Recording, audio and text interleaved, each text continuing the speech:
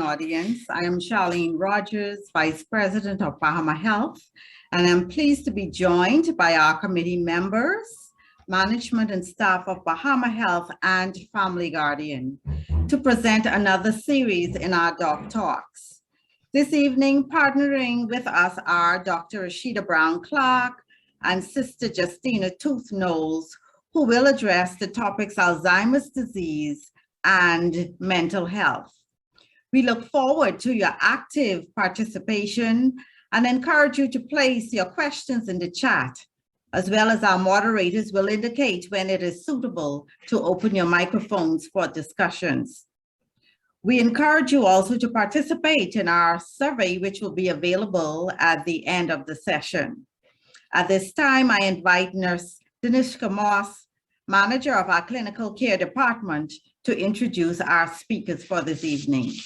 Thank you. Good evening. Dr. Rashida Brown-Clarke received her undergraduate medical degree from the University of the West Indies, St. Augustine's campus, Trinidad, in 2003. She completed her residency, the Doctor of Medicine in Psychiatry at the University of the West Indies in 2009. Dr. Brown-Clarke worked at the Sandals Rehabilitation Center as the senior house officer after completing her internship in 2004 prior to leaving to start her residency program. She returned to the Bahamas in 2008 and has been practicing at SRC. She was promoted to consultant in the Department of Psychiatry January 2013 and Director of Clinical Services at the Community Counseling and Assessment Center, January 2014. Dr. Brown-Clarke has served as consultant for female psychiatry at SRC since 2018. Dr. Clarke enjoys treating the most severe psychiatric illnesses, including psychotic disorders and mood disorders, example, bipolar. She has also participated in various public education forums, not only to educate, but to decrease the stigma of psychiatry and psychiatric illnesses.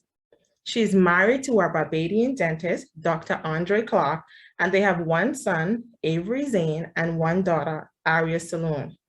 Dr. Rashida Brown-Clarke, it's a pleasure to have you. Welcome. Thank you so much for having me, and thank you for the invitation to do this. So I am going to go right into it. As mentioned, I am a general psychiatrist, Dr. Rashida Brown-Clarke, and I am here tonight to speak about the warning symptoms and signs of mental illness. And I've added just a couple slides on stress management at the end because it's important to know how we can manage ourselves to alleviate symptoms, early symptoms if we have them. So the objectives for tonight. First is to address what is mental illness. The second, the warning symptoms and signs of mental illness. 3, what to do for someone with symptoms and signs of mental illness, as well as stress management. So what is mental illness? These are brain-based disorders. So it's easy for us to think about physical illnesses, stroke that can occur as a result of injury to the brain. But the brain is what controls our thoughts, our emotions, how we speak, our behaviors. And so when you have mental illness, it's when the thinking, the emotions, the speech and behaviors produced by the brain are affected. And the changes can be mild, moderate, or severe. Now, the World Health Organization actually reported in 2001 that 1 in 4 people, very important to note, 1 in 4 people will experience mental illness symptoms in a 12-month period. The Bahamas is no different from any other part of the world. The American Psychological Association actually said that 50% of these illnesses begin by the age of 14 years and 75% by the age of 24. So that's significant to note. Children, adolescents are not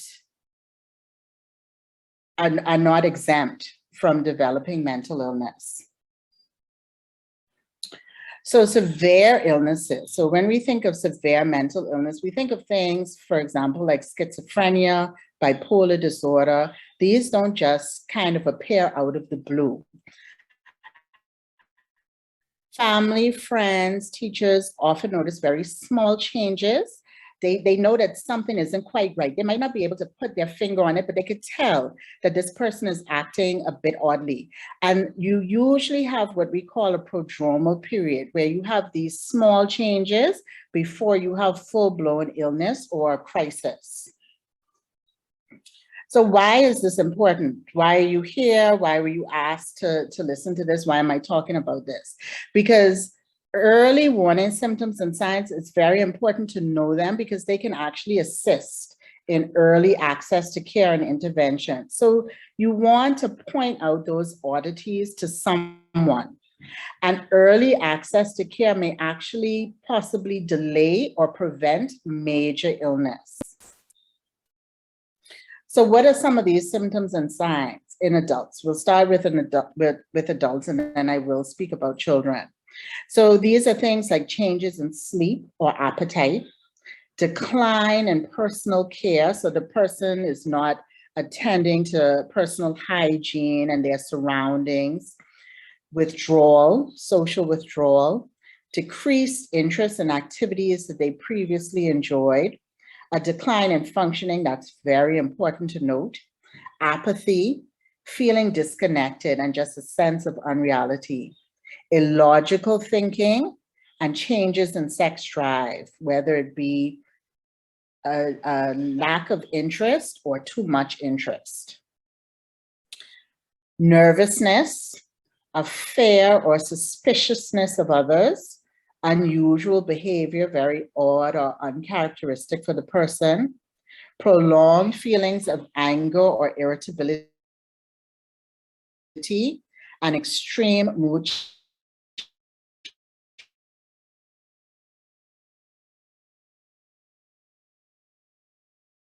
changes, or intense fear of gaining weight or concern with the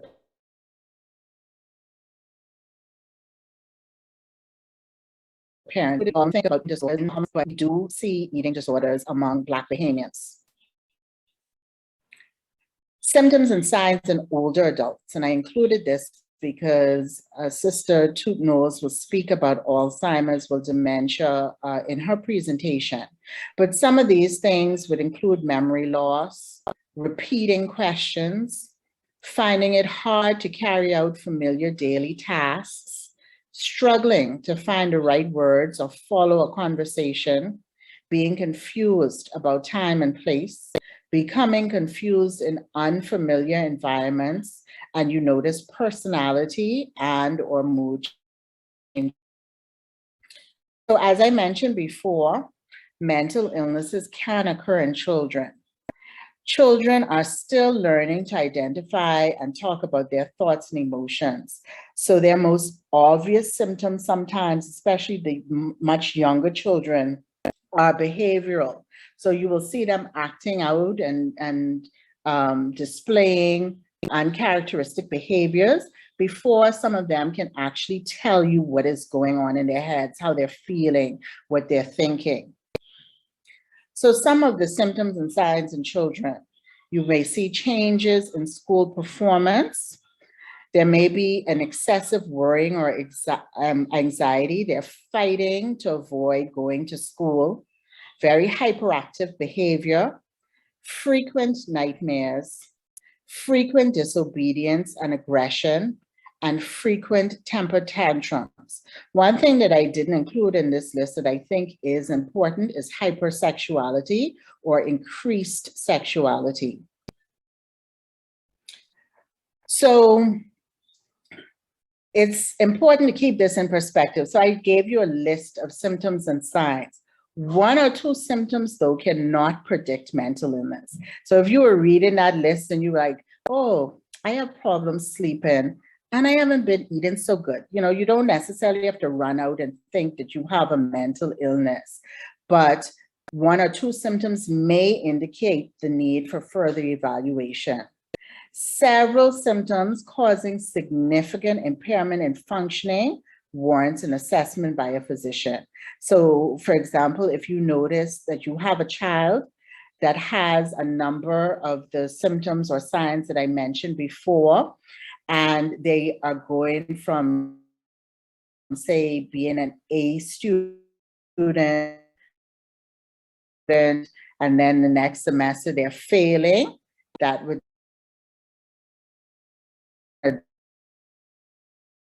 high function, working in a job, going to work every day, and then starting to stay home more and more, not calling in sick all the time, having some of these symptoms and signs, that person should be assessed. Of course, if the person is having suicidal and homicidal ideation, now you can have thoughts of wanting to hurt yourself or someone else, or you can have actual urges or plans.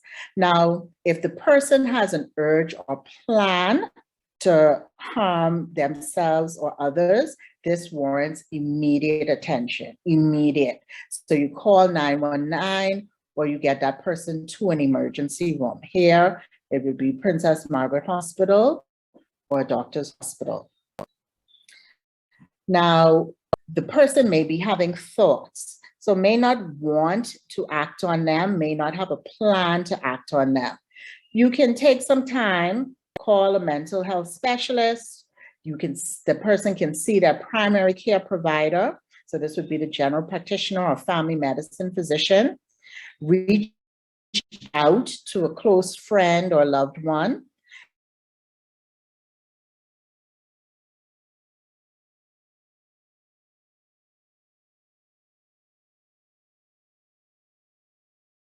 Here, 322-2763, and the Bahamas Crisis Center has a 24-hour hotline, and that number is 328-0922.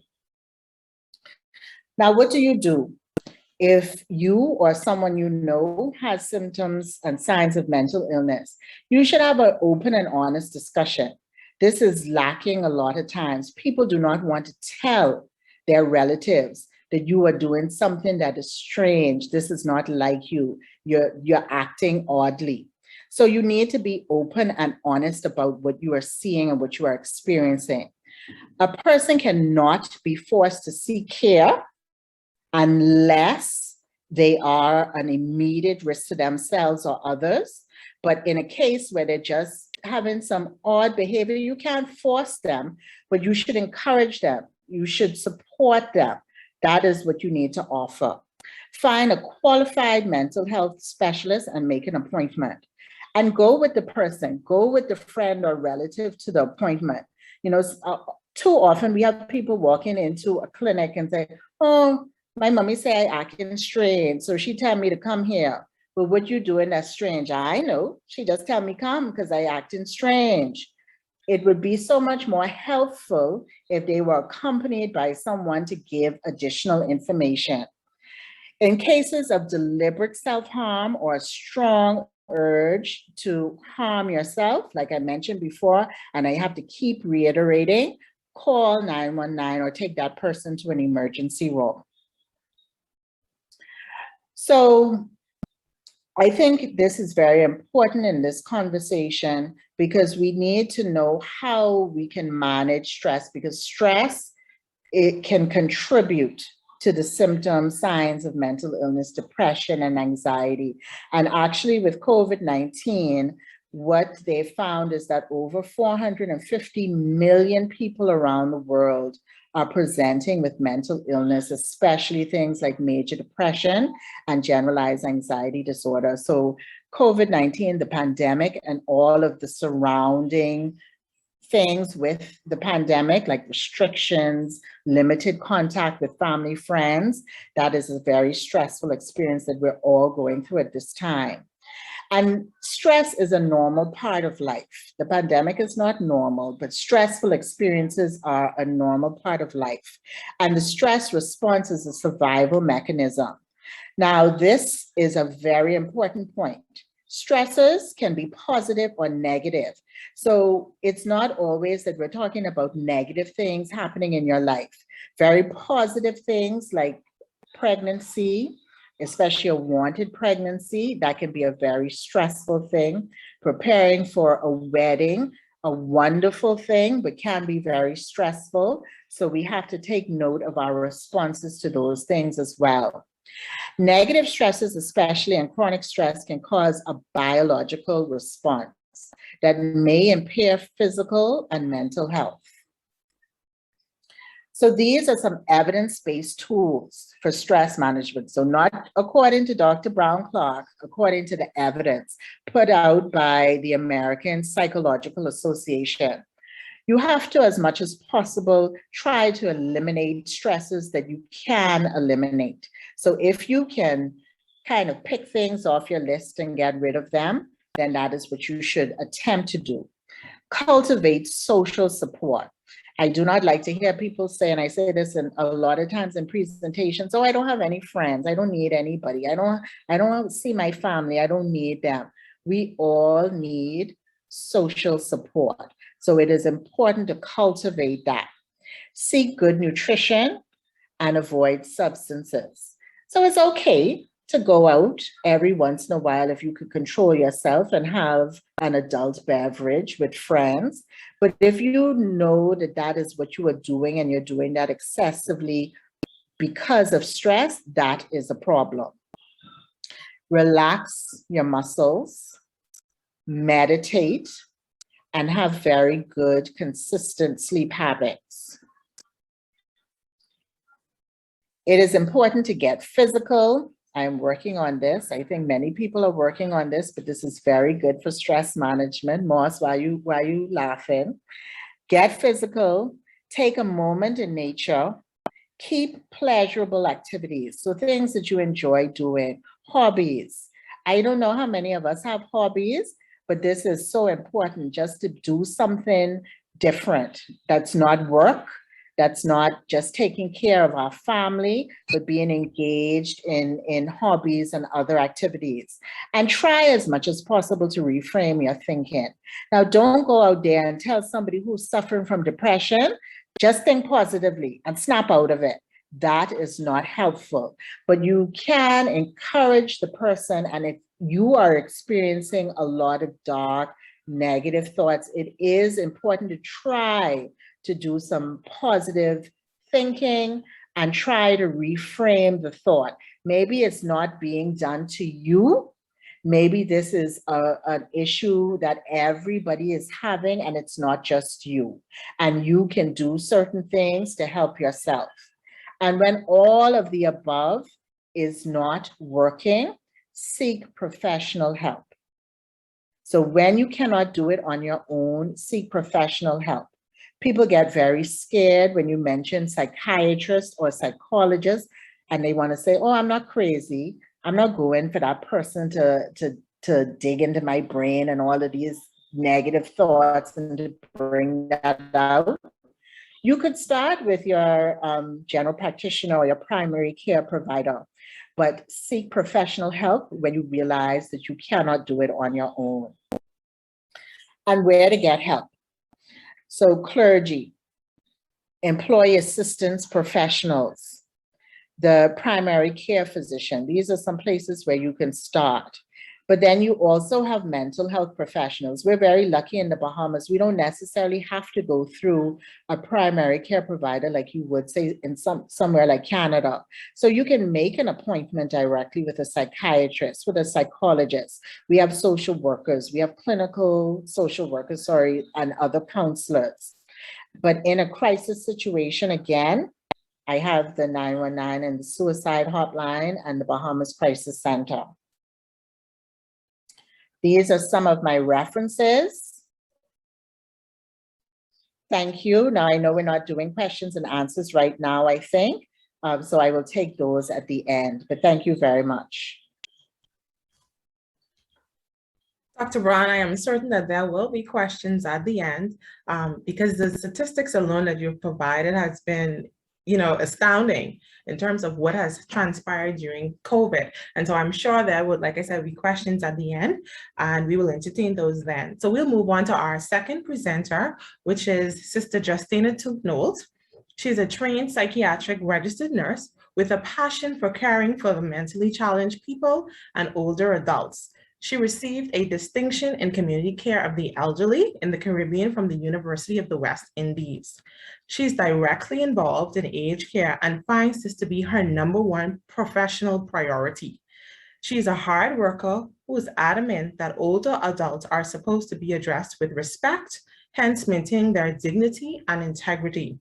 She is also a member of the National Council on Older Persons and the Bahamas Methodist Conference, where she plays an active role in the responsibility of the management of Naomi Christie Aged Care Facility. Mrs. Knowles is the former national nurse for the Bahamas 2004 to 2006 and the Caribbean nurse for the Bahamas 2006 to 2008.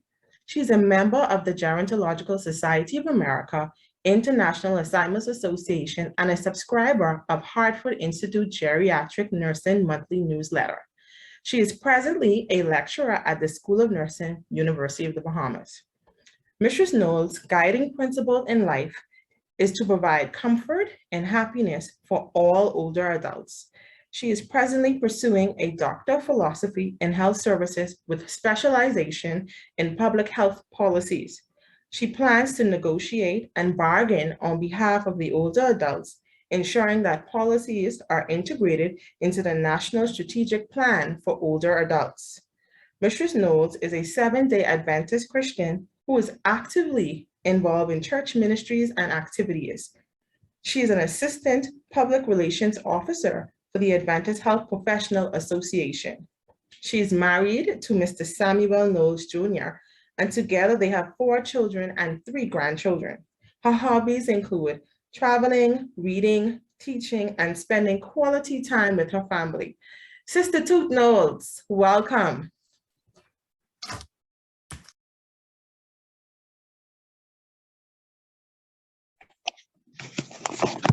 Good evening, everyone. I'm trying to get back on where I can show my slides. But as always, things happen and we always have another method. Right, there we go, in place. Good evening, everyone. It is indeed a pleasure for me to be with you this evening, and I wish to thank the organizers of this particular platform. I would like to say thank you for allowing me the opportunity to share with you. On whomever know me know that my favorite group of people happen to be the older adult. Yes, United Nations is telling us that we ought to stay away from referring to them as the elderly, but to refer to them as the older adult. So, yes, the older adult or the older person. Okay, so I am trying to get this organized. We know how it goes with technologies. So I am trying to pull up my PowerPoint. But when we're talking about, I was asked to speak about Alzheimer's, early signs of Alzheimer's. But in order to do that, definitely we would have to talk about dementia, because we recognize that dementia happens to be the umbrella when we talk about Alzheimer's. Alzheimer's disease simply is referred to as the most common form or the most common type of dementia. And a lot of persons like to say, well, you have Alzheimer's, or, you know, you're forgetting, you're doubting You know, we like to use that term doubting in our country, but it is called dementia. So I would begin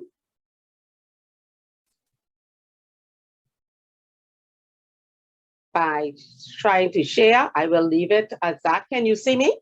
Can you see the slide? Yes, we can. Yes, we can. Okay. Yes, it's causing ruckus when I try to open it very largely. So we will just have to deal with it in this manner. Okay. So I want you to take a look at this photo. Can you see it? The tree, it has the head, the face of the individual with the neck. And that's, we're saying the brain is fully flourishing, right? In our young life, fully flourishing. And then you notice the middle tree starts to drop some leaves, huh? And then at the ending, basically, everything is gone. That is what we call dementia, the changes that happen in our brain. And I'm going to be very, very, very simple so that we can understand. So dementia, it's a syndrome in which persons deteriorate in cognitive function beyond what might be expected from their normal, usual biological aging. Also, it is important to know that currently more than 55 million persons live with dementia worldwide. And guess what? There are nearly 10 million new cases every year.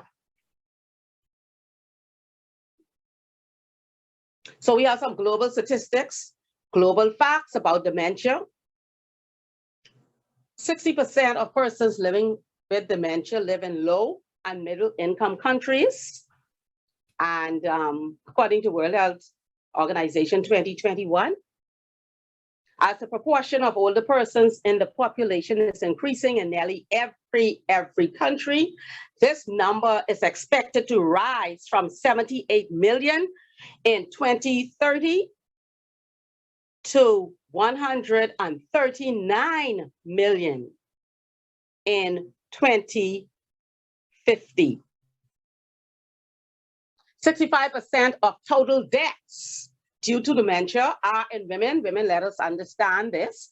We have the leading numbers of dementia and Alzheimer's across any form of dementia. Dementia is the covering, remember the umbrella. The pains coming down are your different types of dementia, and we are speaking about, in a few minutes, about Alzheimer's. So 60% higher in women than in men. And additionally, it affects pockets, okay? Persons living with dementia, the healthcare providers, the caregivers literally spent 70% of caring hours with persons with diagnosed with Alzheimer's disease. Alzheimer's disease accounts for or contributes to 60 to 70% of all cases of dementia. So we are always going to hear about Alzheimer's, but remember, there are many other types. Approximately 6.2 million of Americans aged 65 and older are living with dementia today. So we want to know, wow, how am I going to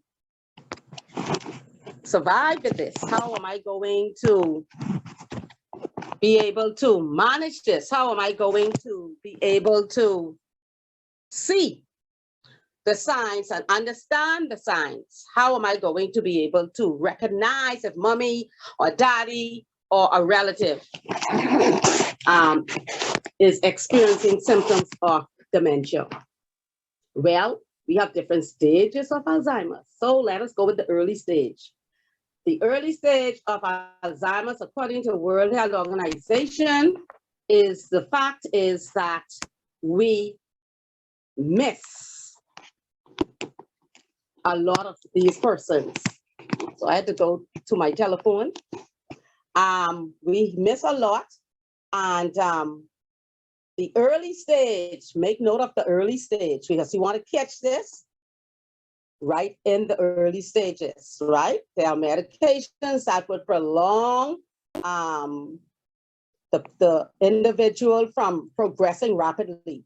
But we know that Alzheimer's disease ultimately is a deteriorating condition that becomes worse and worse until demise. However, some medication like Aricept from Pfizer, they can keep you within that stage for a longer period of time. So early symptoms, coming up with the right words or name. Persons get upset. Mommy did not remember my name.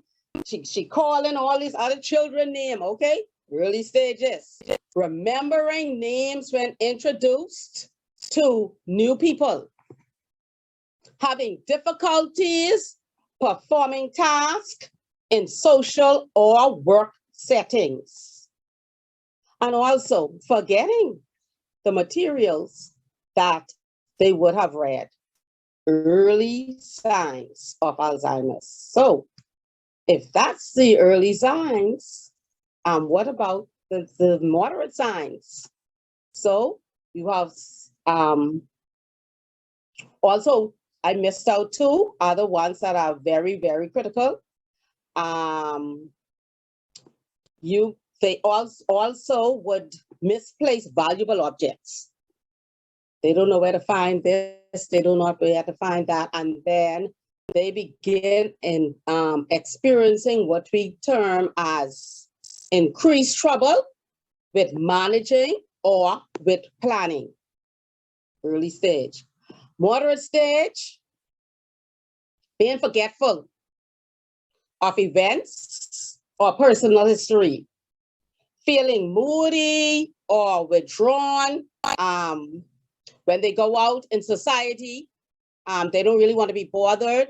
And sometimes they may even have mental issues when it comes to thinking about how they're going to resolve challenging situations. They begin to reduce. The ability to do that is lessened. They also become somewhat unable to recall information about themselves, like, where do you live? What is your telephone number? What high school did you attend?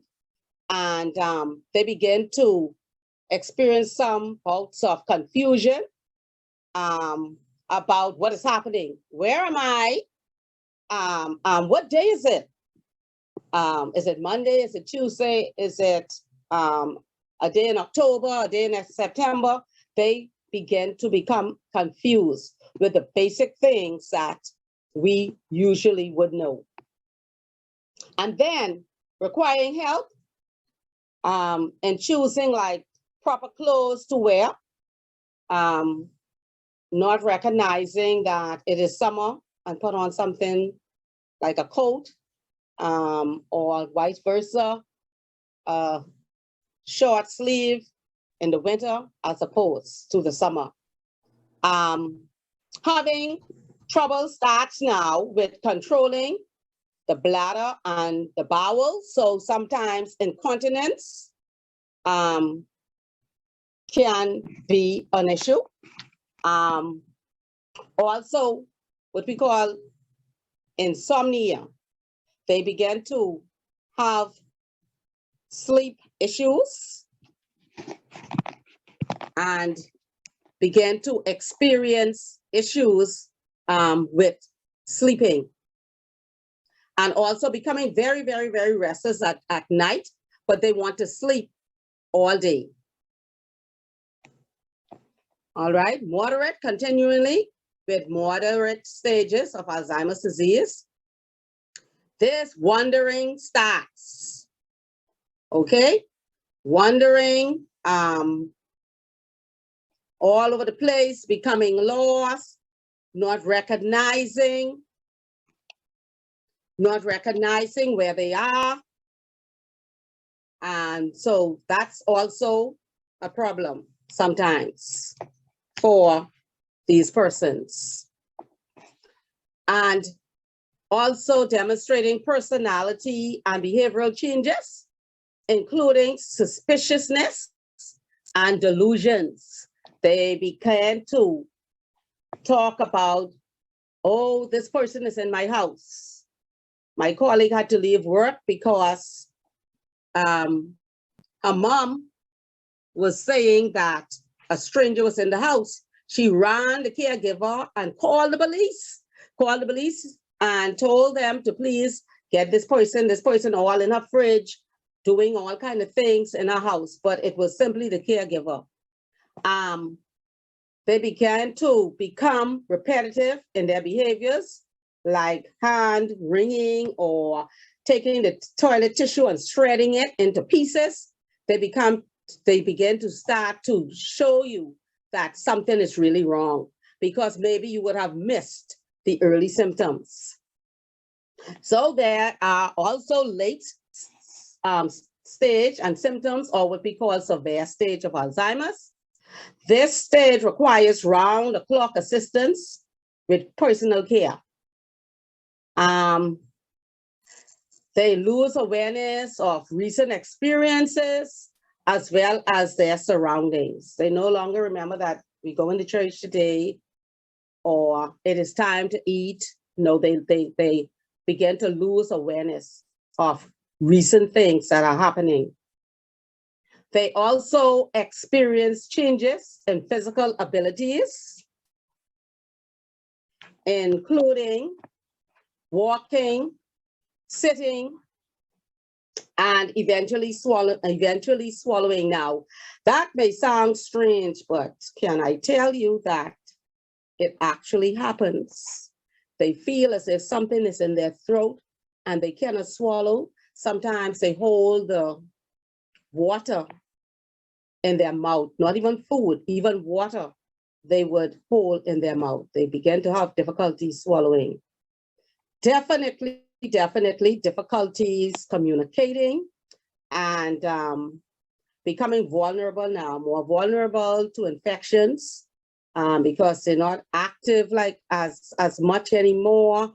And we have something that's called hypostatic pneumonia, meaning that once you're not moving, because Mr. Reddock is home, Mr. Reddock wife. Persons become, the lungs become infected, so especially pneumonia. And what we are noticing now globally is that we lost a higher number during the COVID time.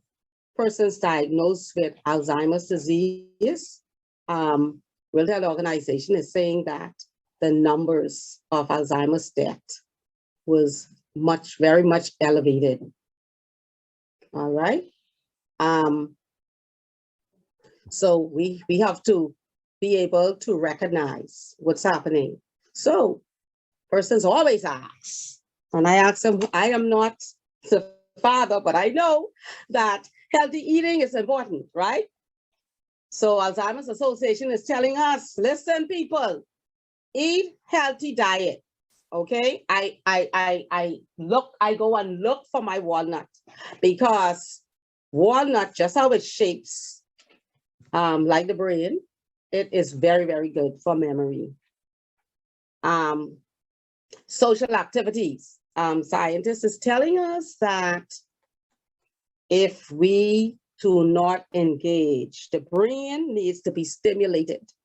Okay, we get upset with this, we don't want to do that, we don't want to do anything. They are telling us to please keep the brain stimulated, keep doing things, keep trying new things, stay involved. They're also saying to lessen alcohol and smoking. They are saying avoid excessive use of that, smoking and alcohol intake.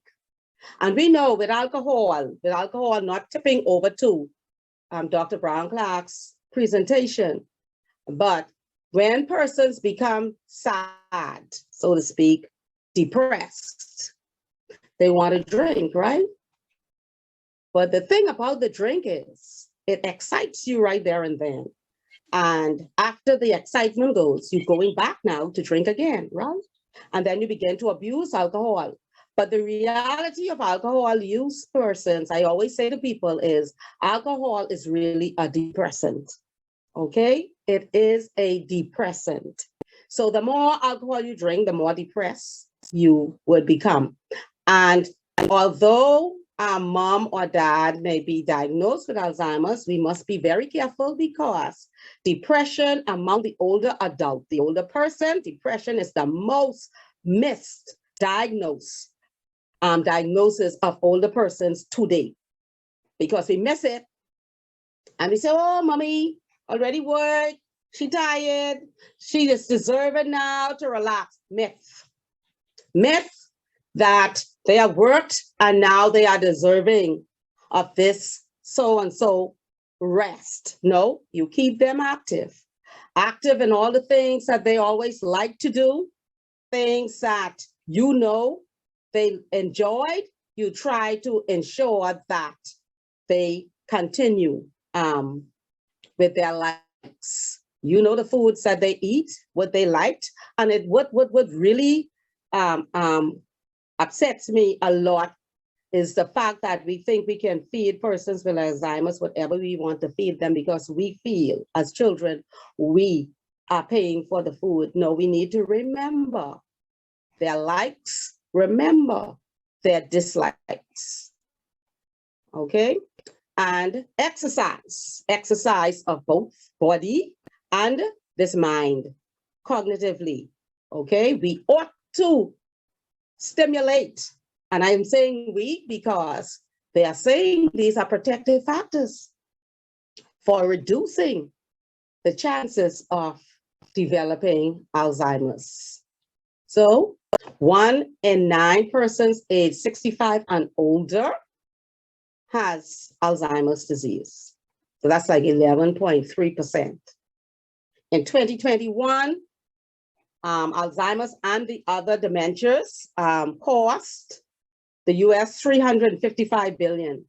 And they're saying by 2050, it will be 1.1 trillion. So 1 in 3 seniors dies from a form of dementia, whether it's Alzheimer's or another dementia.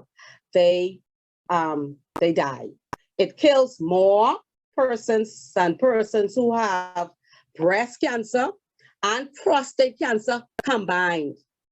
Alzheimer's, if we can catch them in the early stages, it would be profitable. Mom, dad, your relative may stay at that early stage for a little while longer.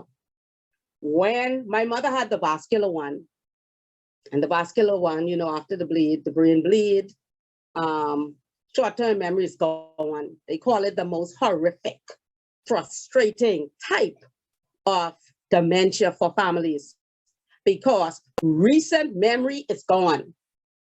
You say, Mom, here's your food. They will ask you for the food, or they say, what this is? Oh, I didn't eat yet. Who's that on the television? That is the Prime Minister. He's discussing. Next couple of seconds, who is that on the television? That's the Prime Minister. Right after that, the same thing. And she had vascular dementia. But I told my family, listen, I called them and had a meeting. And I said, if she asks you something 100 million billion times, you have to answer her 100 million billion times. She has lived. She has done what she had to do for us. She ensured that we were educated. And now it's our time to give back. So Alzheimer's care, families can become very, very frustrated, but we have to remember some things. It's nothing that they have done. And the seriousness about Alzheimer's is they do have lucid moments. Once, and so many people say in a blue moon, they would have a lucid moment. So you want to savor that lucid moment, that lucidity, right? You want to savor that, and they can tell you all type of things, and you get excited, and then after a couple of minutes, it's gone. But they also recognize, scientists are saying that they realize that this is not me. When they're in that moment, they remember that this is not me. Something is strange. Something is going on. And note, they are saying that people in the Caribbean countries are thought to be at a particularly greater, higher risk for dementia. They did a study in Venezuela on the coast, and after the study, they are saying that the most frequent of the dementia studied was 50%, followed by the one I'm telling you about with my mom, 27% was vascular dementia. So 41.84 of those were,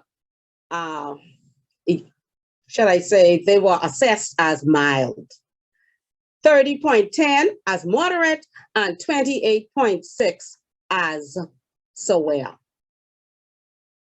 So we know that, yes, they will die eventually because they are going to deteriorate. There is no cure for Alzheimer's disease, but there are things that we can do to enhance, and this is my favorite, enhance the quality of life for these persons while they are alive.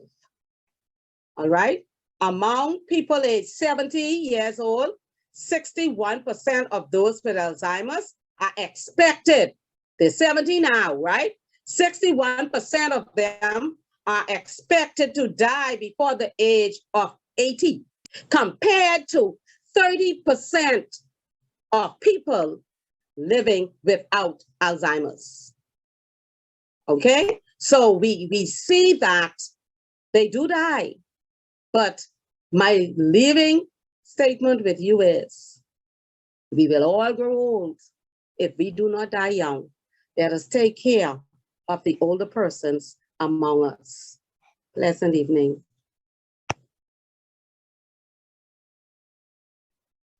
Sister Toote-Knowles, we thank you for a very informative presentation.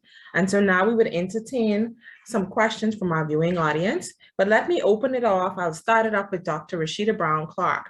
In your presentation, you would have noted that since COVID, there has been an increase in the number of persons that have developed mental illnesses. Do you find, because in the Bahamas, we do know there is a stigma for mental illness, do you find that more persons are seeking psychiatric professional help in lieu of this increase, in lieu of the pandemic?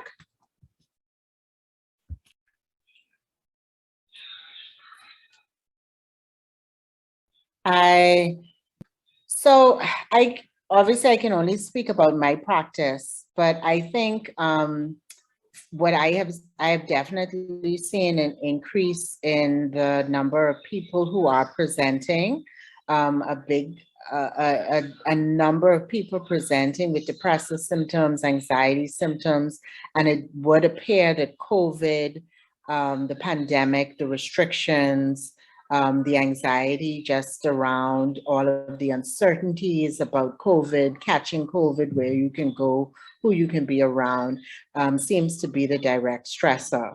So I would say, yes, we have seen a number of people present, or I have seen, sorry, a number of people presenting to my private practice publicly. Yes, that has been a concern as well, I would say.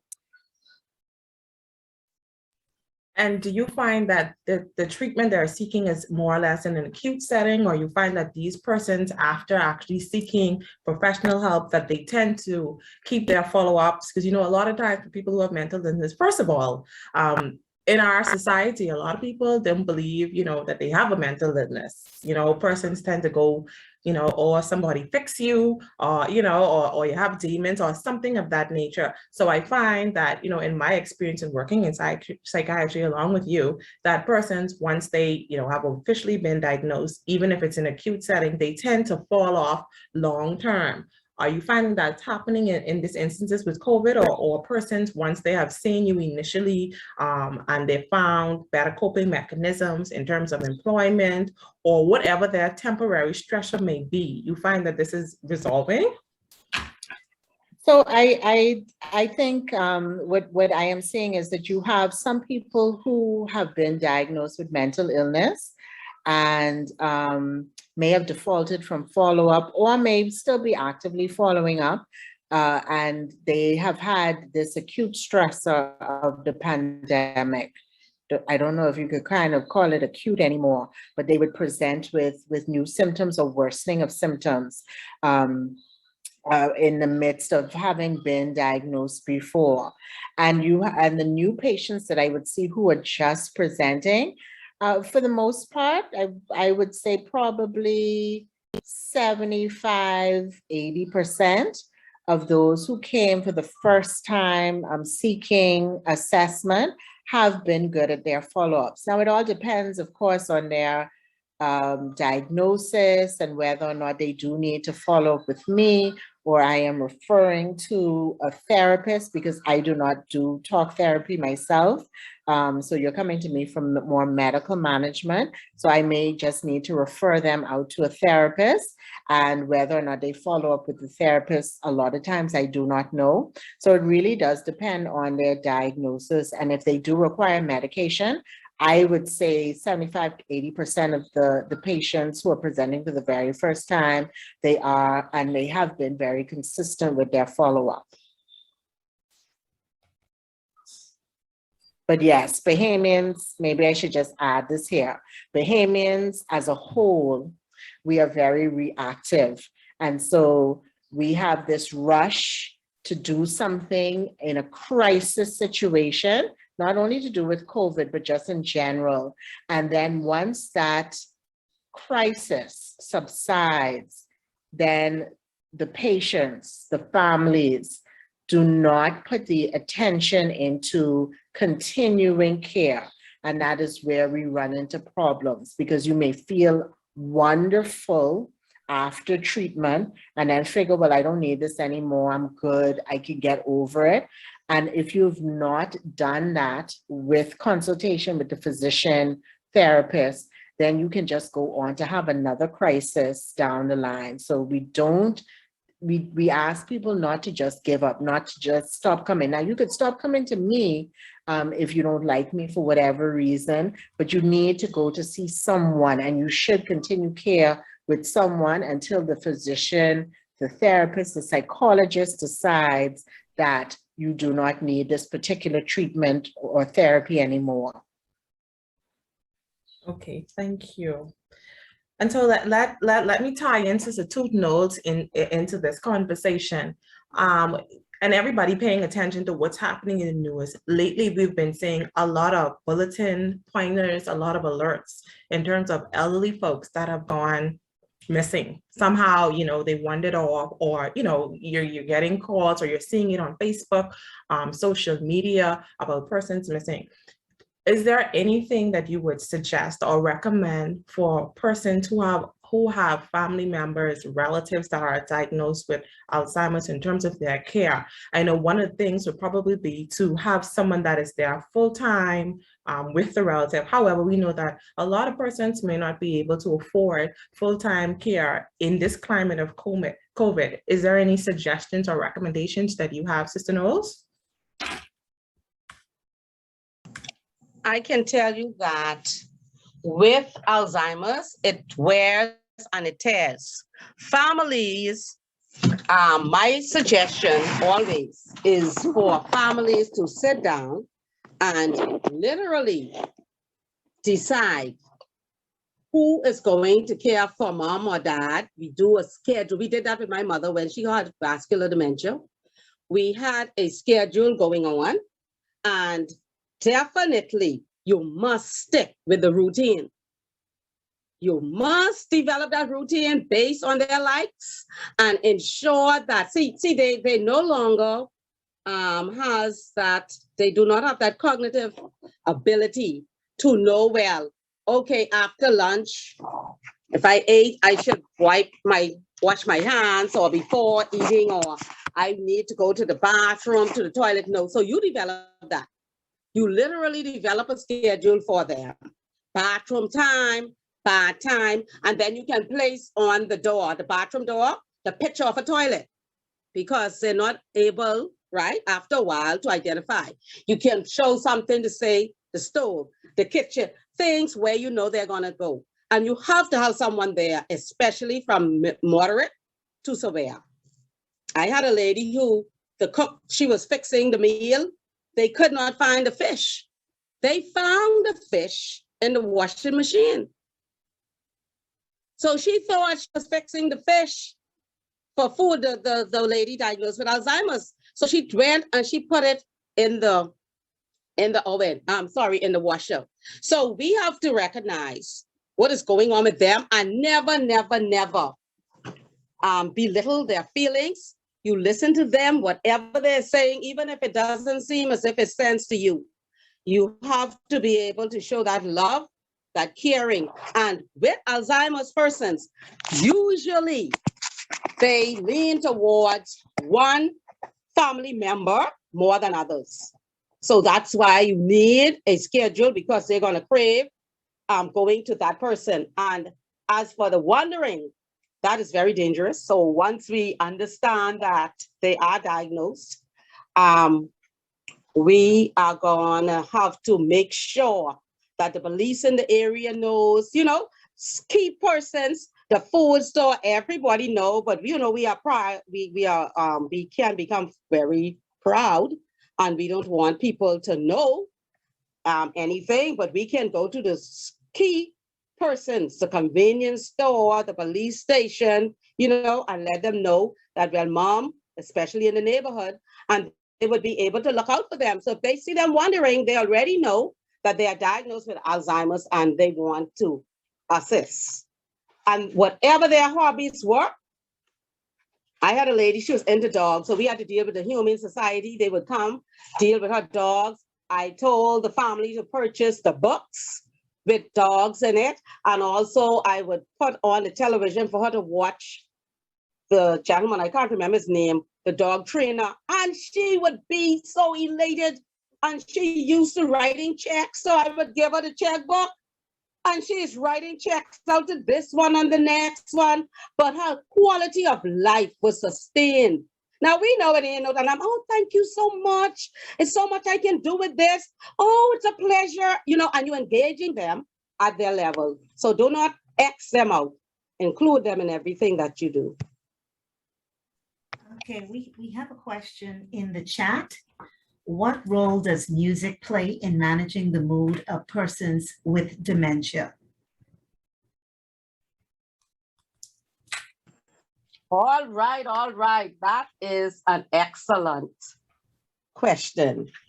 And it has been known that music causes prolonged focus for persons diagnosed with Alzheimer's. It helps, it gives them, my word again, a better quality of life, and it allows them to focus more on one particular thing.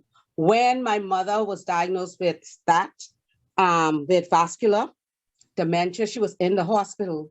What I did, I would put the earphones.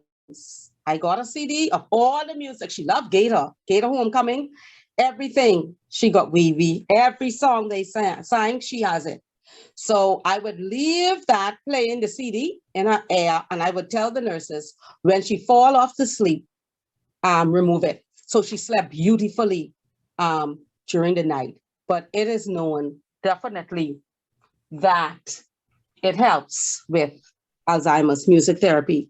Very, very, very, very essential. Another question in the chat. Are there tests that can reveal persons with a predisposition to Alzheimer's disease? Are there any tests? Well, predisposition is, well, if you go to the doctor can do what we call a mental health status examination on the person, which will allow you, based on the questions that they ask, to recognize, their ability or inability to answer certain questions.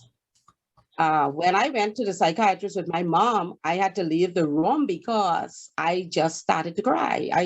The tears was welling up. She was a teacher.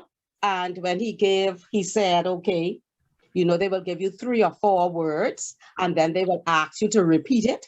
And then they come back and they ask you to repeat it backward. Dr. Brown-Clarke would know what I'm talking about.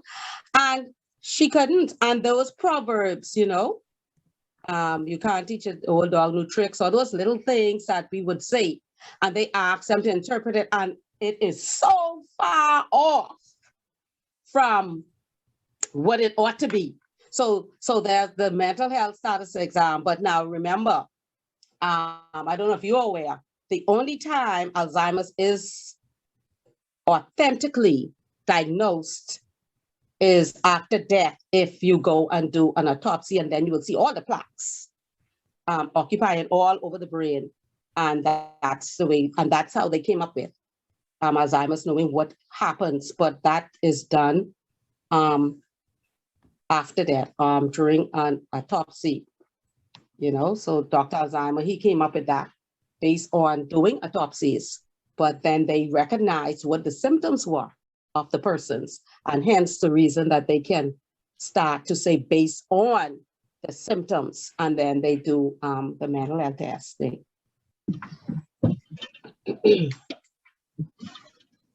Jessie is so brilliant. She's so, when it comes to. Okay, there is another question. How beneficial is products like Prevagen in assisting with memory loss?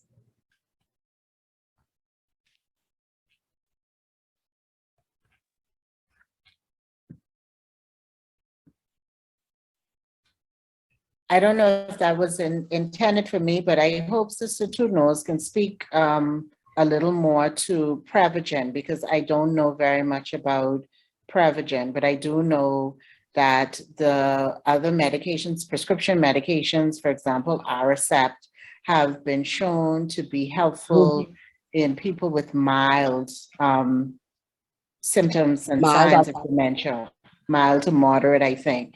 And there are some for moderate. It does not cure, it slows down, or they slow down the progression. But like I said, Sister Toote-Knowles could probably speak a little more to Prevagen and the medications. That's not my area of expertise. I know that Aricept is our #1 in this country. And I'm trying to remember the M word one, the one that costs so much hundreds and hundreds of dollars.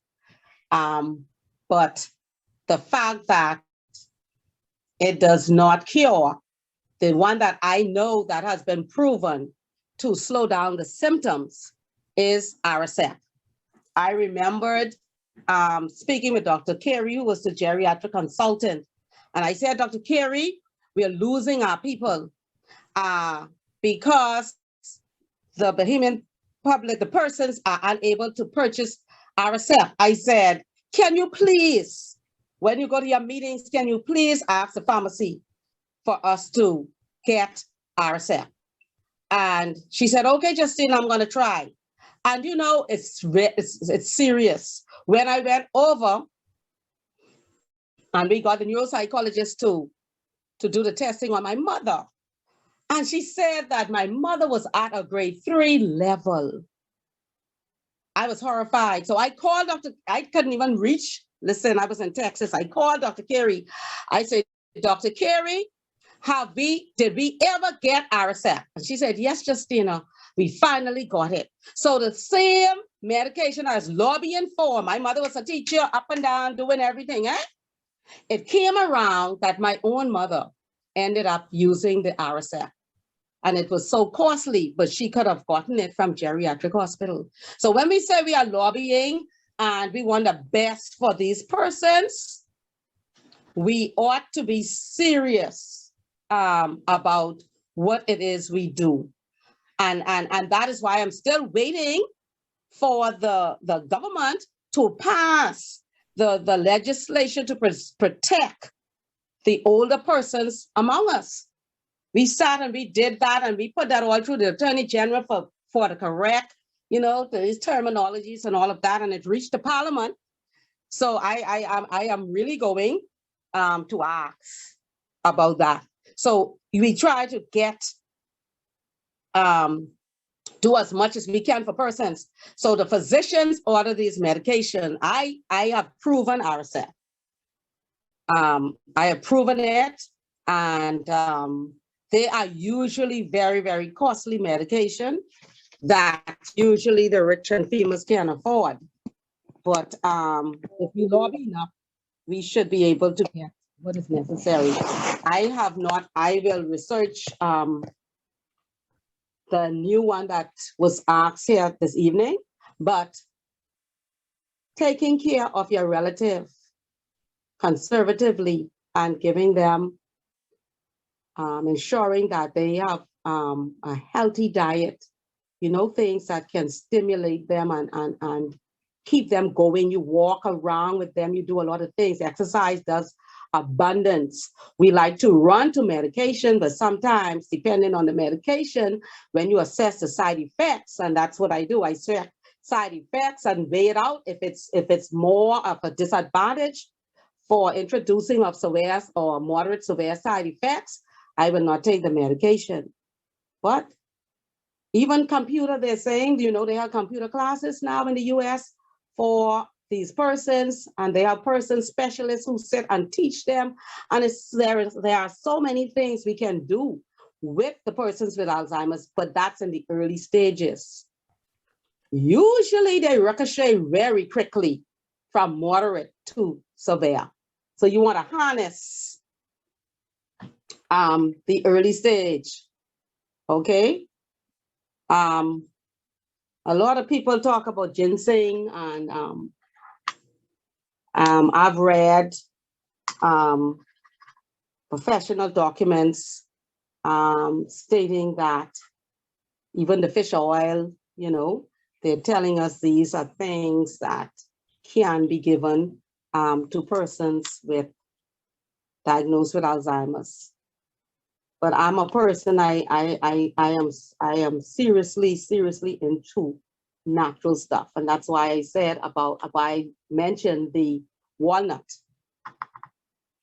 because it's really good. Even with me studying for my PhD, I get so tired sometimes. I said, listen, let me go grab up, some walnuts. And so when I'm studying or when I'm focusing, I have my healthy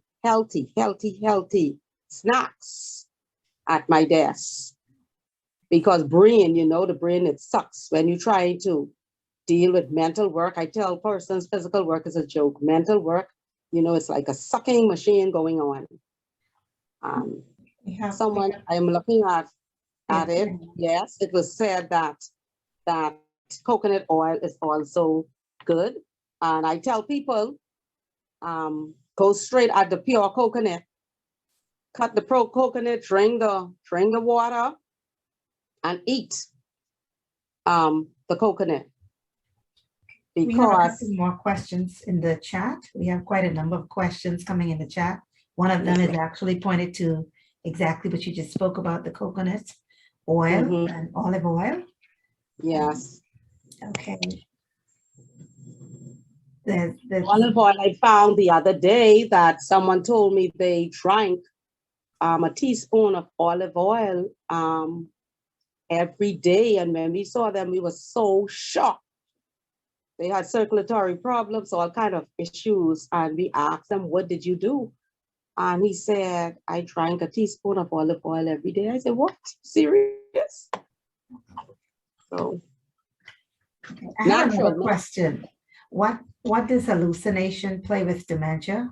What role does hallucination play with dementia? What caused it? How can it be managed? It is a symptom. Remember, there's no cure. So what physicians do is they treat the symptom. So they may end up giving mom or dad a psychiatric medication, you know, to manage those symptoms. Because hallucination, we know that you know, they can see things that are not there. They hear voices that is not, all of your senses, right? Taste something that is not. So all of the senses is affected.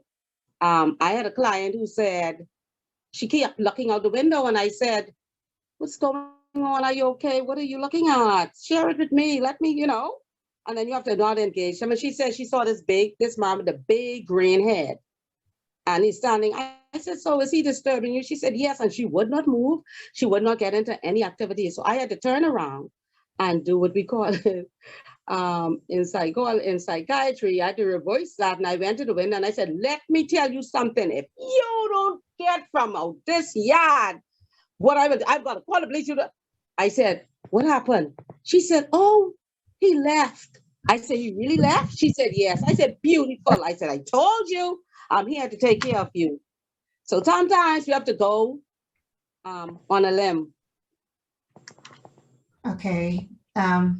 You mentioned about vascular dementia. Is that one type of dementia or are there other types as well? One type, that's a type of dementia. And that's the second leading cause of dementia, not cause, type, sorry, or what we can also say, form of dementia. Second leading, Alzheimer's just happens to be the number one leading of dementia, but there are various types of dementia. But the two that is very, very prevalent with us is Alzheimer's and also vascular. Okay, thank you. Yeah, so you don't want to get too caught up. If you want to go and research, you could look frontal lobe, frontal temporal degeneration. There's one called the Lewy body disease. And also, you know, you can be diagnosed with dementia even if you have a road traffic accident and, you know, something happens and the memory, the section of the brain that deals is damaged. So there are other dementias, but I like to stick with the two most common ones. Okay. What effects does sugar have on a person with dementia? Sugar is not good for nothing. No, I shouldn't say for, but really, for anything, sugar is poor. You're trying to cut out these nutritious substances. You don't want the person to eat all that sugar and they already, listen, it's already hard to manage dementia, Alzheimer's. You don't want that person hyper, and that's what the sugar is going to do. So you're trying to stay away from that because it increases with hyperactivity. And it's like me saying to persons, we know that cancer feeds on sugar. And you have persons diagnosed with cancer and they cannot do, and they'll tell you they cannot help themselves. And then when you give them these sodas, which is 14 teaspoons, it's like you take into 14 teaspoons out of the sugar container and swallowing it. So we just have to make sure that they have, you can juice their juice. You can put the fruits in and blend it. You know, there are things that you can do as opposed to the sugar. You want to go naturally. Okay. And all the people like sweets, you know that also. So yes, you have to be careful with that. Can you emphasize and elaborate on how dangerous it is to deal with persons with this disease who become very violent? Because some people are embarrassed and they don't want them to be institutionalized. How can you emphasize on how Okay. dangerous it is? The dangers of it. When you see that they are becoming violent, right? You need to have them seen and examined by the physician. The doctor will ask you, what is going on? When? How many times? How often? What did she do? What was it?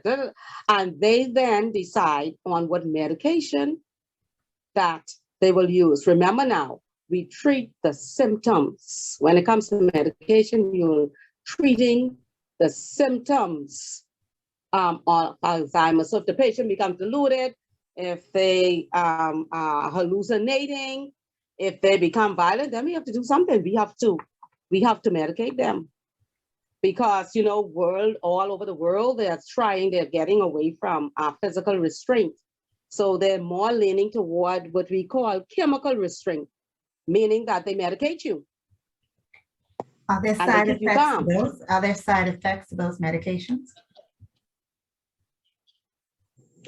Every medication has a side effect, even the iron tablet and the vitamin that you take.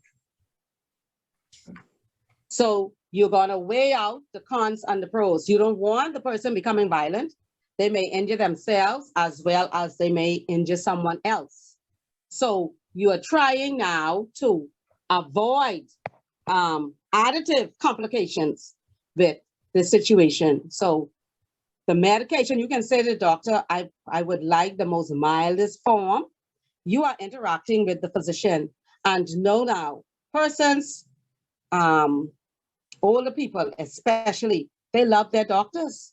When they would not listen to you, they will listen to their physician because they have a bond then with the physician. And then you find the person in the family who interacts best with this person. I always call my second brother. I said, okay, you're my mother's only child. Okay, you're the only child.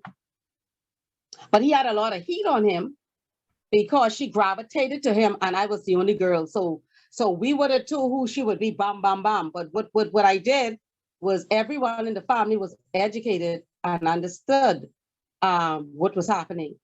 You know, I called in all the specialists, I called in the physiotherapist, I called in the dietitian, and the dietitian sat and told us what all to give her. Do not be given all these fatty food, increase her plates with the vegetables. So the dietitian came in. So we did all of our pointers and educated ourselves. So moving with her became a smooth operation, you know, because you know exactly what you have to do.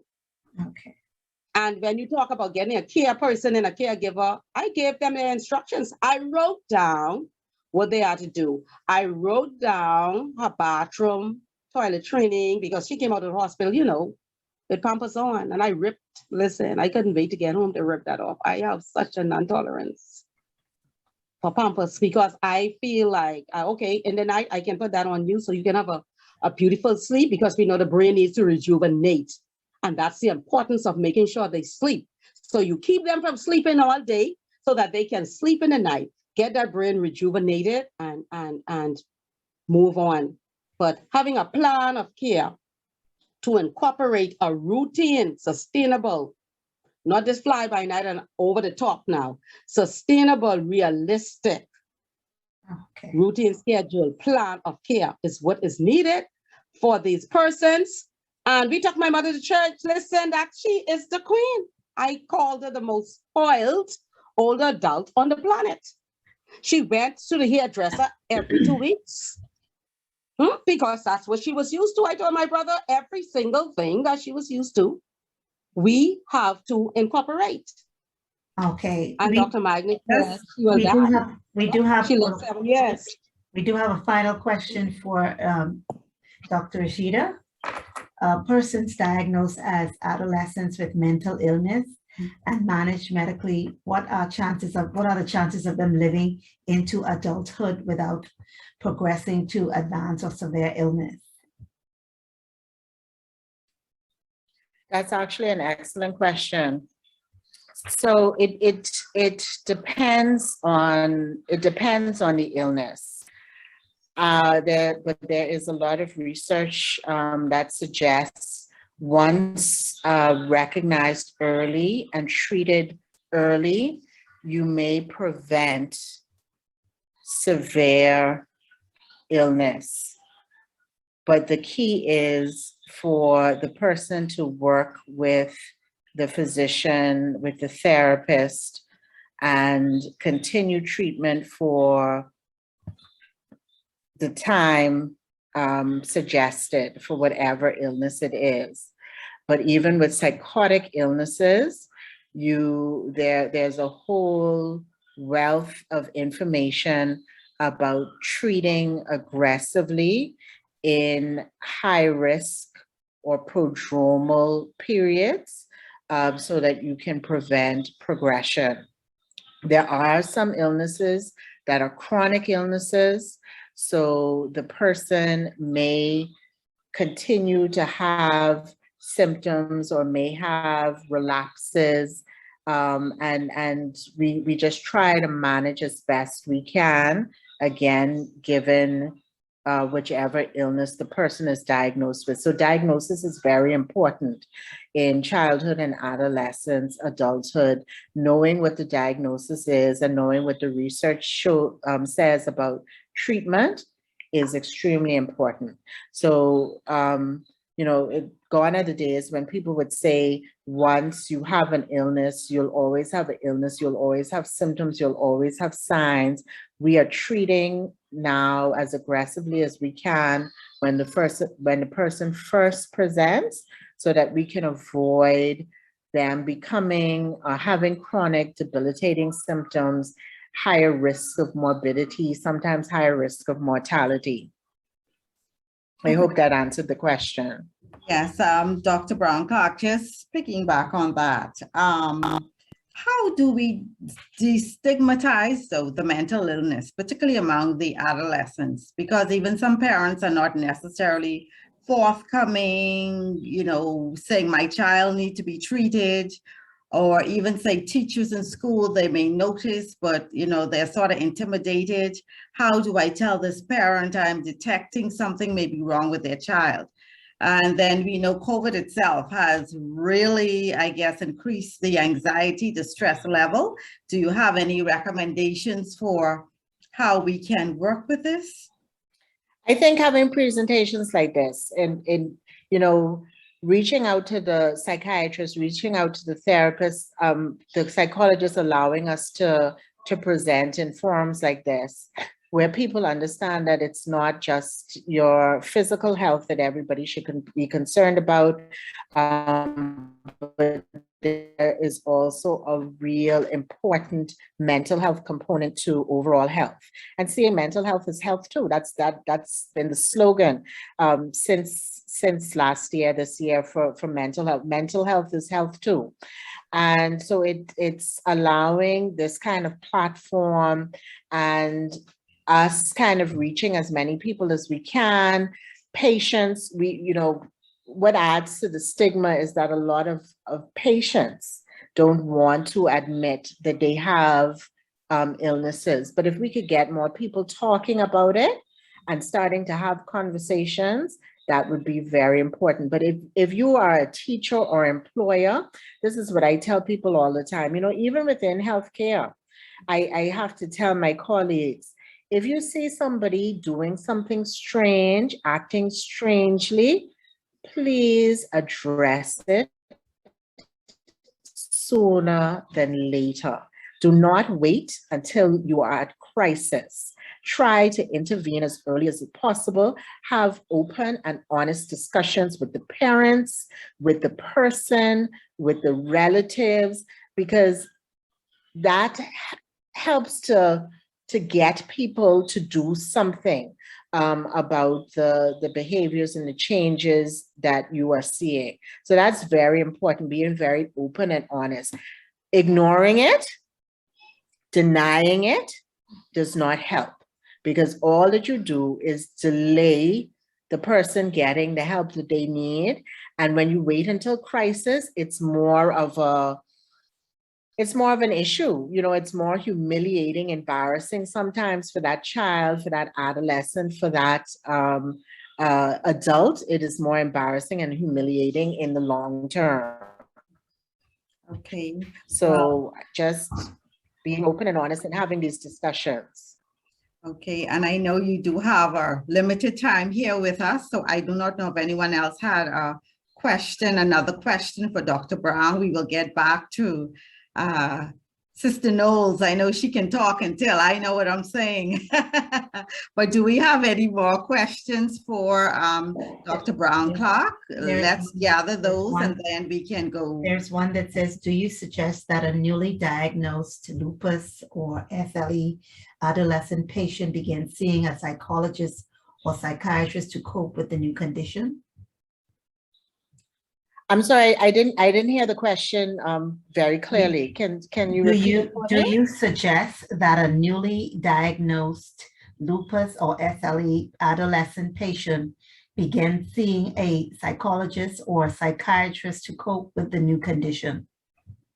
So definitely, any child or adolescent that presents with a significant severe physical illness and a chronic physical illness should be put in contact with a therapist or psychologist, counselor, to offer support and to address the fear and the anxiety that may go along with this diagnosis. And the parents and relatives a lot of times need support as well, so that they understand what is helpful for the child, for the adolescent, and what is not helpful, because we say a lot of things to people that are not helpful.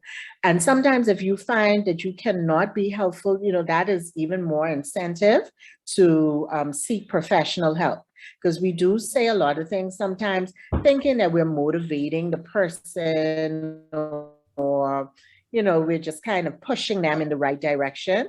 And it is very counterproductive. So if I think that, yes, they do need therapy very early on, you need that social support. And if you find that you're providing social support and haven't reached out to somebody, that you do it as soon as possible.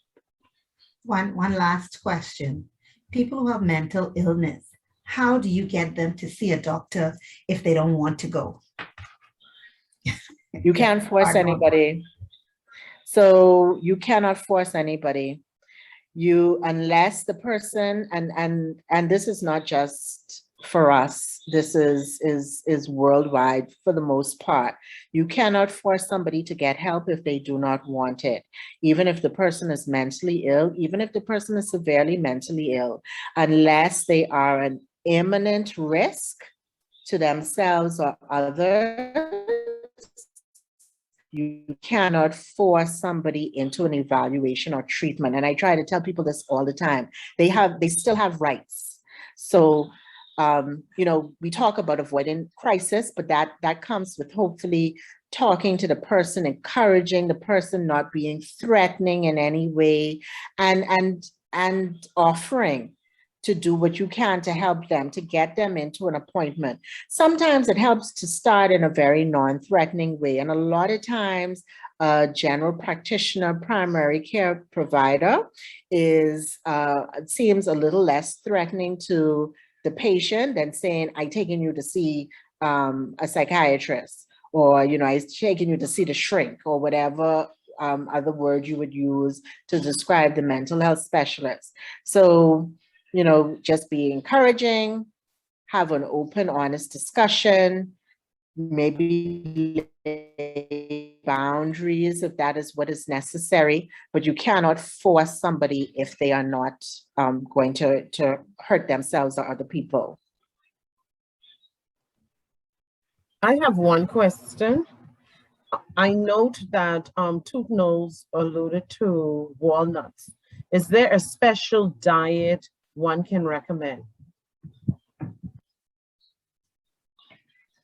I'll turn that over to Sister because I don't know of a specific diet. I think the walnuts, the omega and omega-3, the healthy fats are recommended, but Sister Toote-Knowles can speak more to a specific diet. Well, you know, we have to have, just so our plate, we know we have more vegetables, little starch and little meat.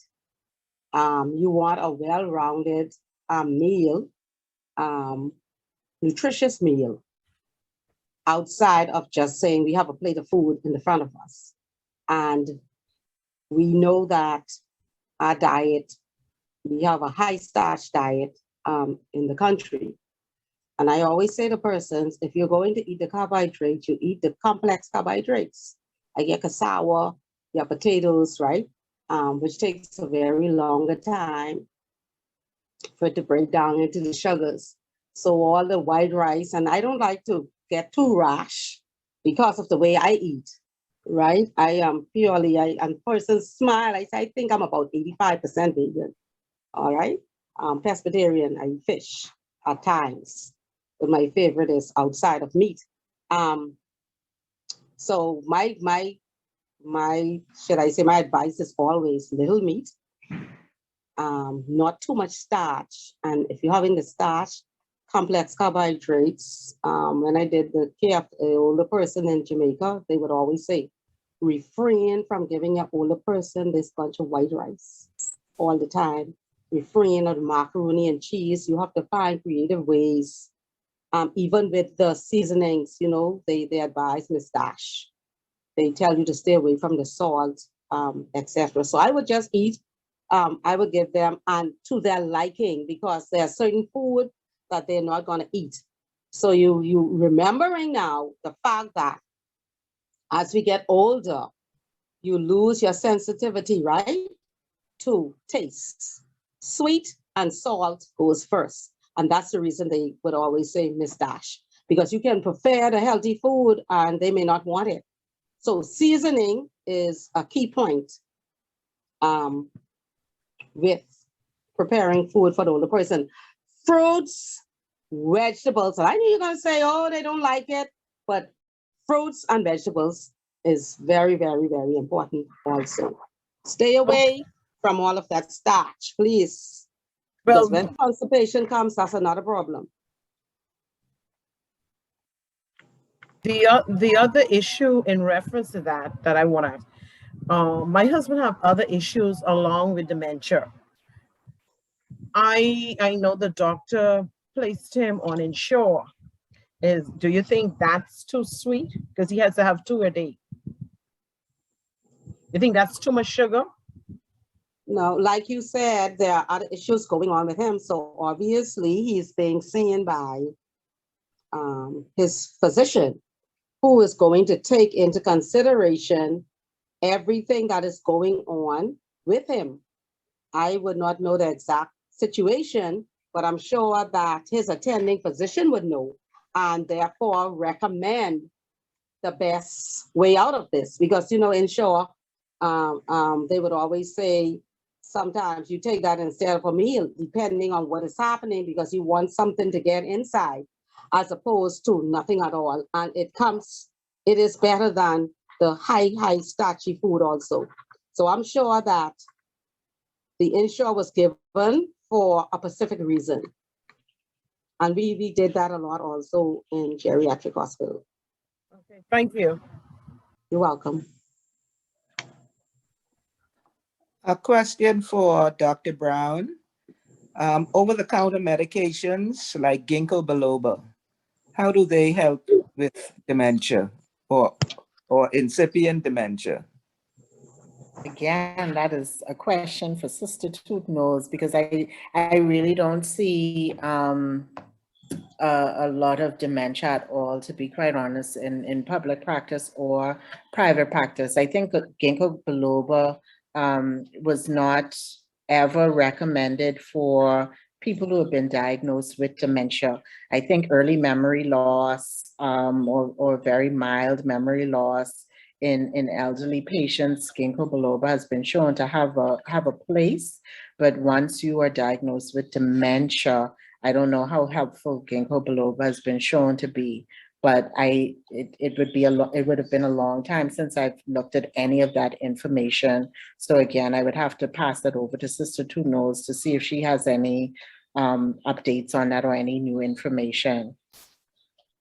Persons believe that, perception.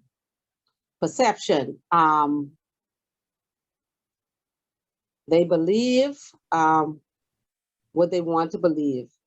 Remember, a delusion is a false, fixed belief. You believe that, and no matter what people tell you, you choose to believe it. But everybody talk about that, Jingo. Everyone talks about it, but research has proven that it does not really prevent cognitive decline, okay, in the demented person. A person diagnosed with dementia, we don't call them demented or alcoholic or retarded. No, we use the diagnosis. So pardon me for that. It's slightly, just a little edge of improving memory. So persons take that to mean a whole lot of things. Maybe the person is doing something else to assist with memory. But people do believe that. People do believe that. I've had that question many, many times, and persons believe it. But they said a little something with memory, so people deal with it. And like doctor said, the omega 3. And one of my favorite is vitamin D. And that's why I like the sun. I love the sun. When the sun comes up, I run to go on the beach and walk the beach, the sun. And also vitamin B12 is known, at least that's what most of the studies are saying, that vitamin B12 also assists to a certain extent with, again, we're talking about memory. Thank you. So do we have any further questions? Okay, if not, we'd like to thank our viewing audience. We trust you found this informative, and you would have taken the opportunity as well to complete the questionnaire. We ask you to do that before you leave, and we would be more than happy to respond should another question come up. We have our email address, bhbusinessdevelopment@familyguardian.com. You please feel free to write to us, but we want to thank both Dr. Clarke Brown and Sister Justina Knowles for, partnering with us this afternoon. It has certainly been a wealth of information that you have shared for us that we can use within our homes, at the workplace, within the community. And we are here to continue to inform the community at large. And to our clients, we thank those of you, our visitors. We just continue to watch our website. We will have a copy of this up in another few weeks. And we are very intentional about our wellness thrust. We know a lot of persons are tuning into Zooms and other media for information, and Bahama Health is committed to providing the relevant topics that you can learn a bit more and receive assistance. So we'd like to say good evening. I'd like to thank the committee, the hardworking team of Bahama Health, PR department as well, that supports us with these initiatives. So good evening to everyone. We will leave the slide up for a while in case you have further questions, but it has been our pleasure to share with you this evening. Thank you again.